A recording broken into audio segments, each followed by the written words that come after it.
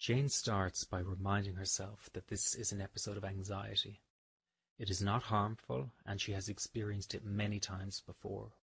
She is not going to get upset by the sensations she is feeling, and is going to respond to the situation with a new understanding. This is nothing more than heightened bodily sensations, she tells herself. I am not in any danger whatsoever. She begins by simply observing the sensations. Her heart is beating fast and her chest is tightening. Her initial reaction is to pull away and suppress the sensations of anxiety. But now she decides that rather than closing down, she's going to let the sensations run through her body and process this fear. She is well aware that this will take courage and may be an uncomfortable exercise, but she knows she must travel through the anxiety to be fully free of it. She starts by observing the ebb and flow of the anxiety as it rises and falls in her body.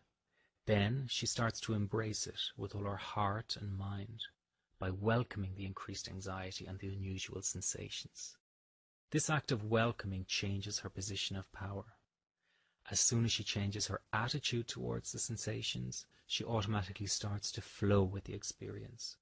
There is an immediate bodily change as she mentally moves with the panic instead of suppressing it. She is allowing the sensations she feels freedom to be there and to move and manifest any which way they wish. This new attitude is absolutely vital because the fear must be processed through the body and mind, not suppressed. As Jane embraces and welcomes the sensations, her heart beats even louder and she can feel a pounding in her throat and her chest and stomach. It is beating with full force.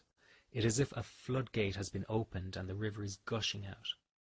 Feelings of pent-up emotion and anxiety are now being processed, and she may even feel a sense of heat or a hot flush. This is not a calm or tranquil moment for her. It is one of intense feeling. It is at this juncture of heightened bodily sensations Jane implements the final phase. She makes a direct request to her body and mind for more. She demands more of the panic, more of the sensations, more of the thing that frightens her most.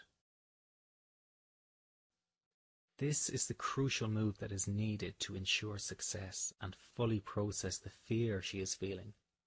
By demanding more with all her heart and mind, she removes any last bit of resistance she was creating mentally.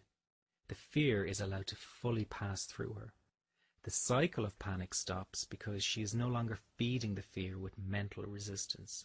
Instead, she's demanding that if something really is going to go wrong, then let it happen right now and stop all the drama of building up to it. The fearful experience is now fully processed through her body and mind without resisting. By not resisting anymore, there is no further rebound anxiety and no cycle of panic. The immediate benefit is that Jane's confidence begins to soar.